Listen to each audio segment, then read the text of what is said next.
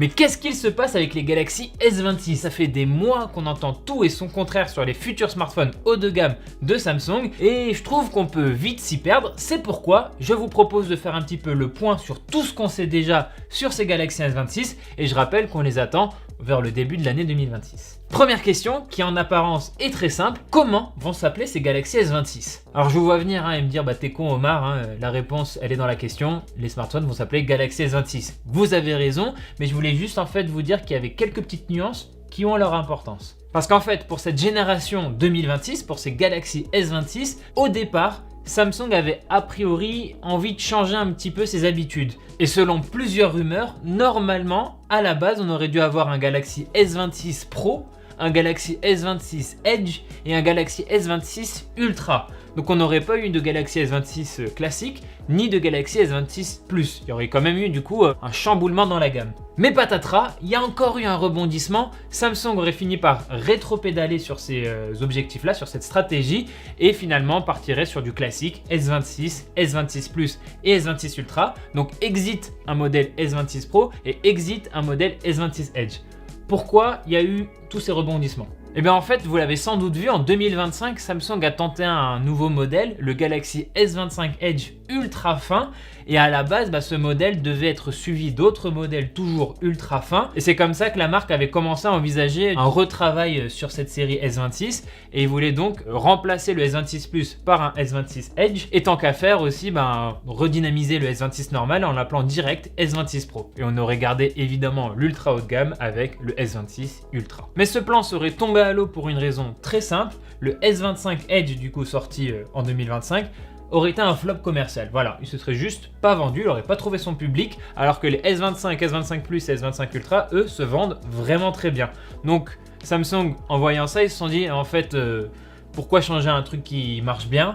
On va garder en fait cette formule qui fonctionne bien et tant pis pour les S25 Edge, vaut mieux l'annuler que continuer à s'enfoncer là-dedans dans un truc qui de toute façon ne se vend pas. D'ailleurs cet échec du Galaxy S25 Edge il est pas du tout surprenant, On a le même son de cloche avec l'iPhone Air d'Apple qui se vend pas du tout comparé à un iPhone 17.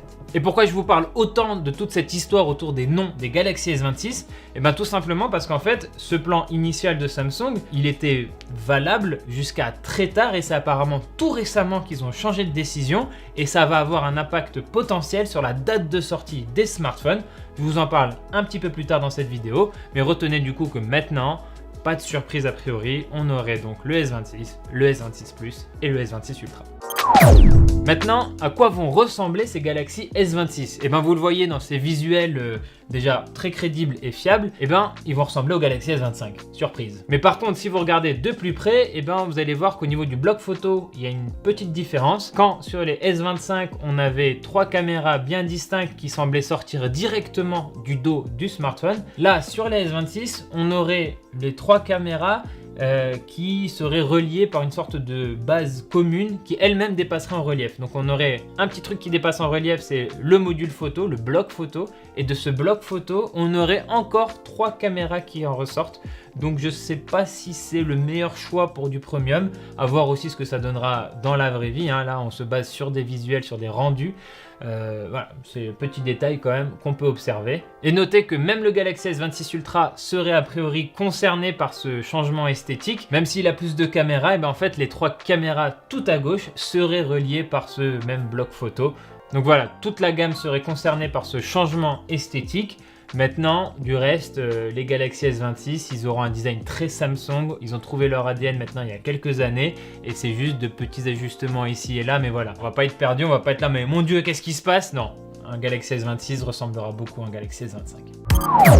Pour ce qui est des écrans, on devrait retrouver a priori ce qu'on avait sur le S25. Donc 6,2 pouces pour le S26, 6,7 pouces pour le S26 Plus et 6,9 pouces pour le S26 Ultra. À chaque fois OLED et 120 Hz adaptatif et une qualité d'affichage digne de Samsung, donc du très très bon normalement, sauf catastrophe industrielle. Mais la nouvelle technologie la plus intéressante, elle se cacherait sur le S26 Ultra avec un filtre de confidentialité intelligent.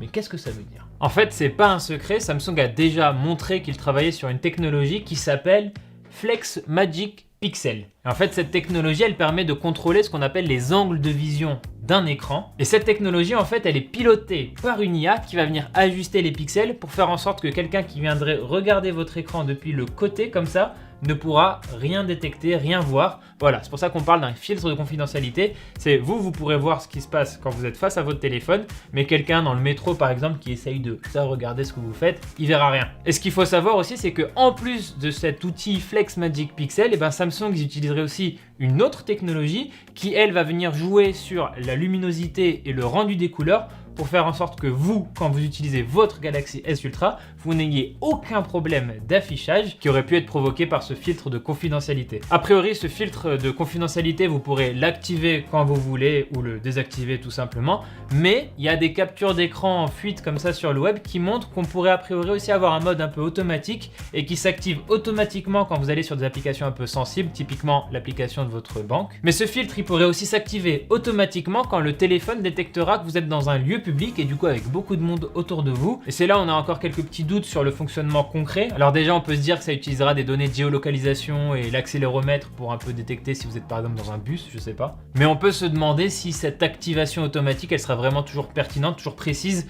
ou est-ce que des fois il fera un peu n'importe quoi. Mais voilà, vous avez l'idée globale. Sur un Galaxy S26 Ultra, a priori, tout ce qui est affiché sur votre écran pourra toujours être à l'abri des regards indiscrets.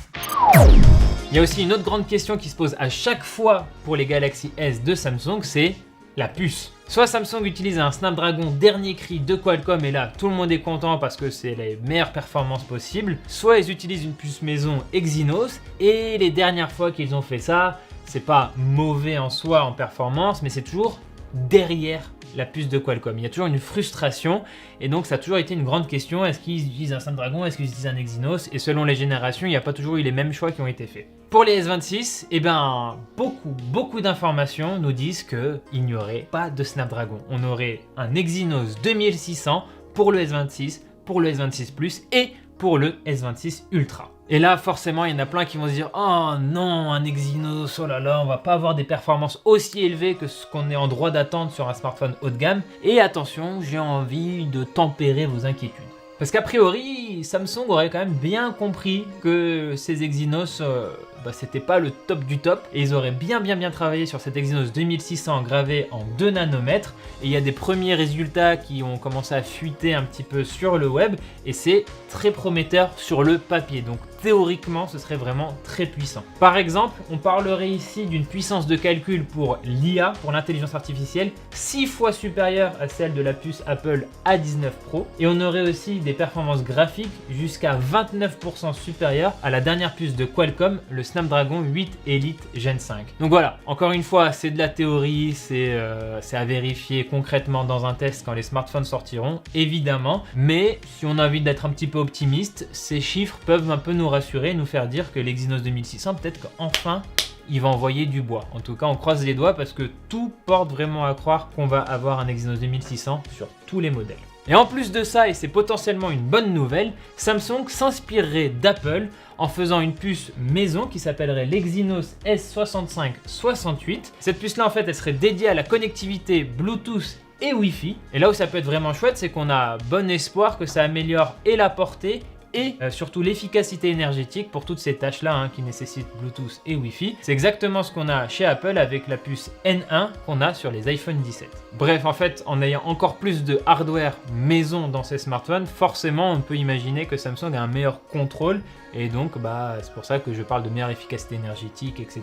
C'est plus on contrôle bien le hardware de son téléphone, plus on peut ajuster tout plein de petits détails et optimiser de bout en bout l'expérience. En tout cas, croise les doigts. Bon, là je vous parle d'efficacité énergétique, mais malheureusement à l'heure où on tourne cette vidéo, on n'a pas vraiment d'informations sur les batteries de ces Galaxy S26. Sachez quand même que pour le Galaxy S26 Ultra, il y a quelques rumeurs qui disent qu'on aurait une charge rapide améliorée, du coup qui va au-delà de 45 watts. A priori, on pourrait même s'attendre à du 60 watts.